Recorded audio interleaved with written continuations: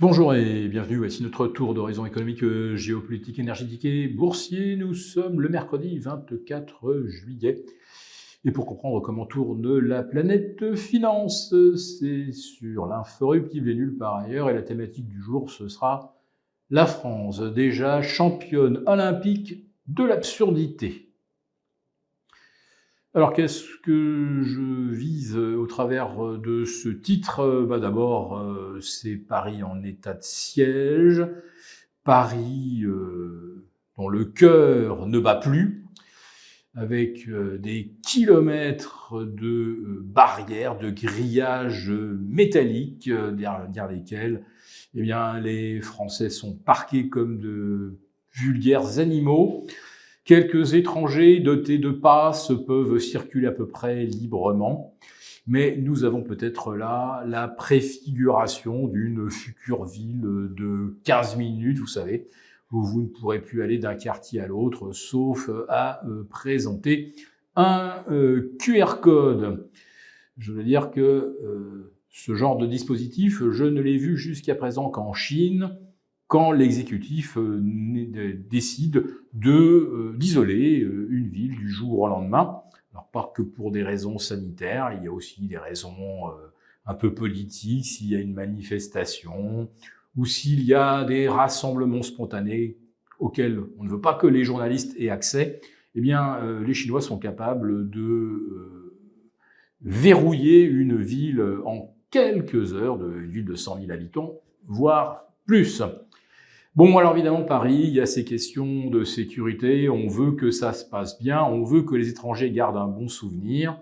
Non, des Jeux Olympiques sous grille et QR code, ce n'est pas la fête.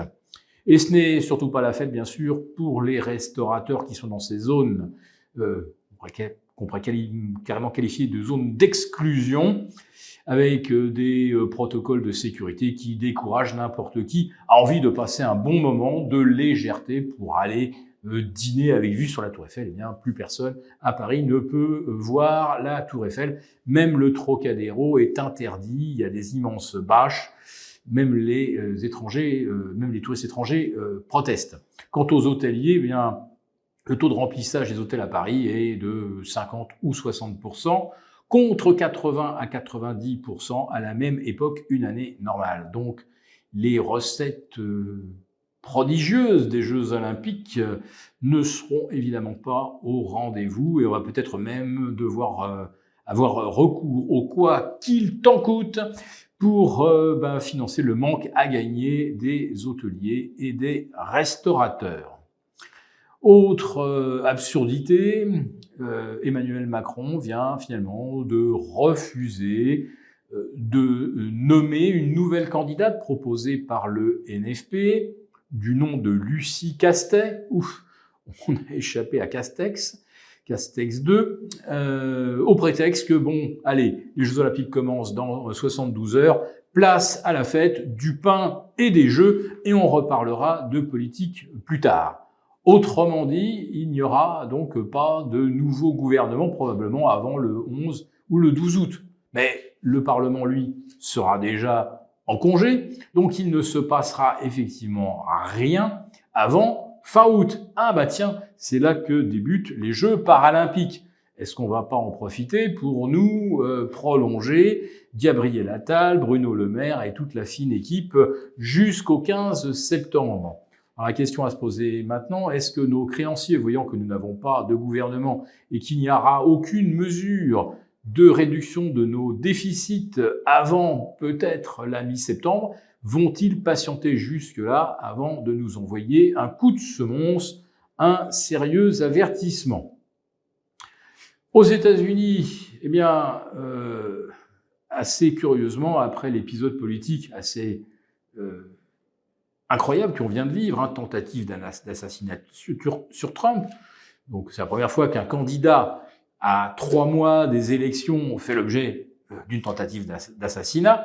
Pas le premier président américain ou personnage public qui est assassiné, certes, mais à 3 mois, ça n'est jamais arrivé. Et puis on a également Joe Biden qui a décidé de renoncer. Et puis finalement c'est Kamala Harris qui va y aller, qui va aller affronter Trump. On se disait, bon, vu son niveau dans les sondages, elle n'a aucune chance. Et puis finalement, on se dit que maintenant, avec tous les délégués qui lui ont fait allégeance, eh bien, ça va être elle, finalement. Et elle, on ne sait pas trop ce qu'elle vaut sur le plan économique. En fait, on n'en sait rien. Alors, elle sera certainement obligée de reprendre une attitude relativement hostile par rapport à la Chine, mais beaucoup moins hostile que ne le serait Donald Trump, ou ne le sera Donald Trump à partir de mi-janvier 2025. Et donc, Kamala Harris rassure presque en ce qui concerne les tensions commerciales entre les États-Unis et la Chine.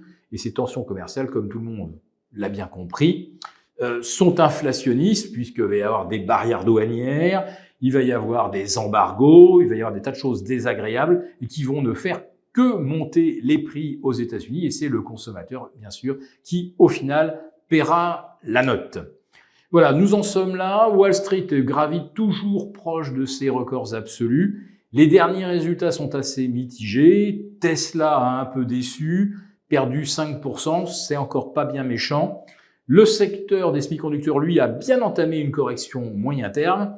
Mais quand l'argent part d'un secteur, il va dans un autre. Et pour l'instant, donc, toujours pas de signal de consolidation à Wall Street. Et ce qui est curieux, c'est qu'après toute la séance politique que nous venons de connaître, eh bien, ça n'a toujours rien déclenché. Alors, attendons qu'il ne se passe vraiment rien pour qu'enfin il se passe quelque chose en bourse. C'est ce qu'on appelle le raisonnement par l'absurde. Nous avons conçu à votre attention un rapport spécial que vous obtiendrez gratuitement en cliquant dans le lien en description de cette vidéo. Un rapport spécial qui analyse toutes les conséquences économiques, financières et patrimoniales.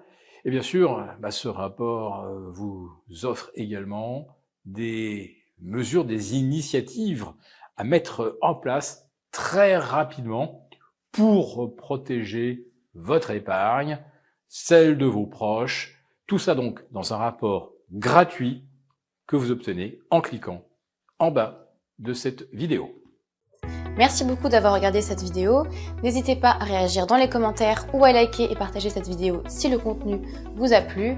Et pour ne rater aucune de nos prochaines émissions, vous pouvez vous abonner à notre chaîne et activer les notifications.